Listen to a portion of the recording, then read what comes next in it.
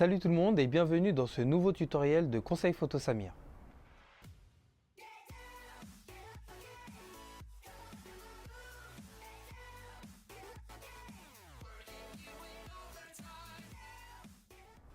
Alors aujourd'hui je vais faire un tuto très rapide. Suite à un post que j'ai fait sur Facebook, un ancien professeur à moi m'a demandé d'expliquer la méthode Brainizer. Donc la méthode Brainizer, en fait, c'est tout simplement déjà le nom du créateur de cette méthode. Elle consiste à faire une photo, de simuler un grand angle avec un excellent flou d'arrière-plan avec un objectif standard tel le 50 mm ou le 80 mm.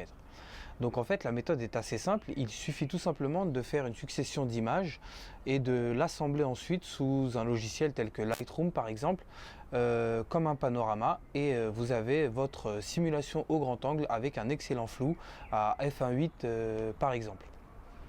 Donc aujourd'hui je suis parti au bois de Vincennes avec un ami à moi et puis je l'ai pris en photo pour vous montrer comment est-ce qu'on peut réaliser une photo Brainizer très simplement. Donc je vous invite à nous suivre au bois de Vincennes et puis moi je vous dis à tout à l'heure pour la fin de la vidéo. Ciao.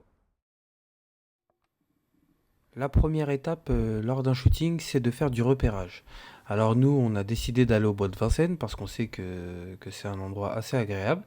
Et puis on a marché un petit peu, on a cherché. Antoine a cherché également, il a un petit peu essayé de regarder avec son œil affûté de grands photographes.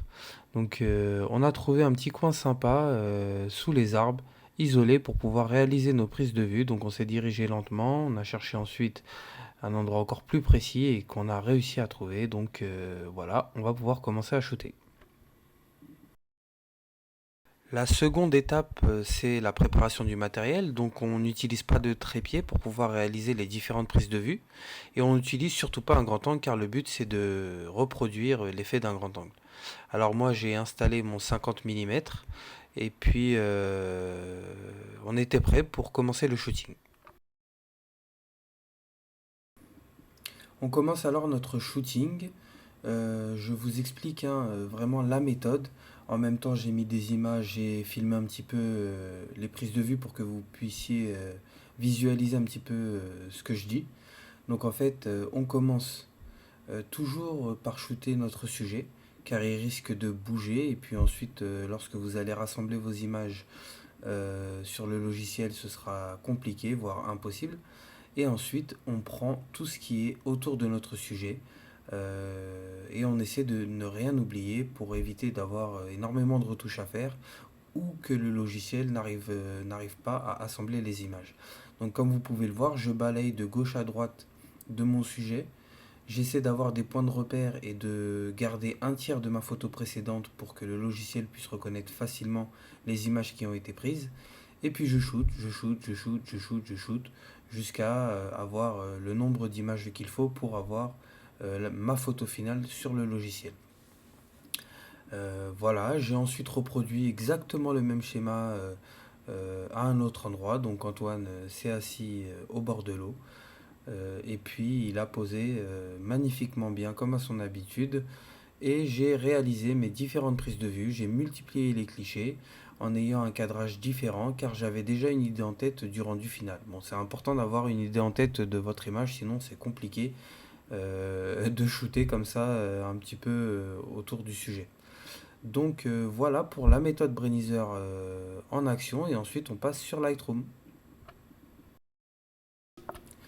Alors, nous voici sur Lightroom, exactement comme la méthode en action en extérieur. Je vous explique et en même temps, il y a des images qui défilent si vous avez envie de voir un petit peu le processus. Mais en gros, ça se passe toujours de la même manière. On importe ces photos sur Lightroom et puis on n'a plus qu'à faire un panorama. Avant de faire ce panorama, vous pouvez faire une sélection plus serrée de vos images si vous n'avez pas envie de tout garder ou alors de supprimer les doublons.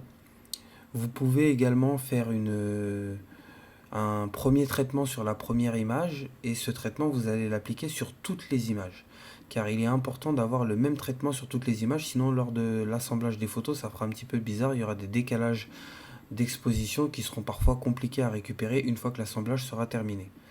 Voilà, une fois qu'on a fait notre traitement, on sélectionne toutes les images et on crée le panorama. Donc en fonction des logiciels, vous avez des méthodes différentes. Sur Lightroom, j'ai juste à faire clic droit et assemblage des photos ou fusion des photos et panorama. Donc Lightroom mouline un petit peu, il crée le panorama des photos et j'ai une photo au grand angle avec un flou derrière mon sujet de 1.8 grâce à l'ouverture de mon objectif qui est de 1.8. Donc grosso modo, un grand angle à 1.8, ça doit coûter dans les 2500-3000 euros. Enfin, je sais pas. En tout cas, ça coûte super cher. Donc voilà, on a fait des économies avec un petit Yongnuo 50 mm qui va sur un Canon que j'ai acheté, je crois, 35 ou 40 euros. Donc voilà, c'est pas mal comme technique si on a envie d'avoir un grand angle et qu'on a un peu de temps devant nous. Donc voilà, ensuite je vais vous montrer le résultat des images dans la suite du tuto. Et je crois que j'ai tout dit sur Lightroom, voilà ce qu'il faut faire. Bon bah à tout de suite. Alors voilà, vous avez vu, c'est assez simple, non? Donc j'espère que ça vous a plu, que vous avez pu apprendre des choses. Bien entendu, moi je vous explique la méthode Brainizer à ma façon. Je la maîtrise pas du tout, j'ai pas du tout l'habitude de le faire. En fait, je l'ai fait lors d'un shooting récemment, donc vous pouvez voir le résultat.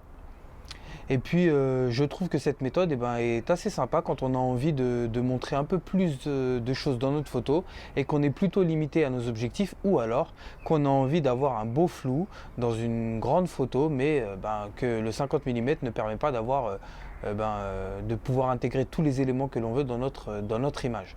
Donc voilà. Moi je reviendrai bientôt avec un prochain tuto, ou alors plutôt un compte rendu de ma première année enfin ma première année entre guillemets, ma première vraie année en tant que photographe professionnel, pour vous dire où est-ce que j'en suis, comment est-ce que j'ai fait pour aujourd'hui vivre de la photo. Et puis ensuite on reprendra de temps en temps des petits tutos assez rapides dans ce format là, pour que je puisse en réaliser plus souvent et qu'on puisse échanger ensemble un peu plus. Donc voilà, je vous souhaite une très bonne soirée ou une très bonne journée en fonction du moment où vous regarderez cette vidéo, et puis je vous dis à très bientôt. Ciao!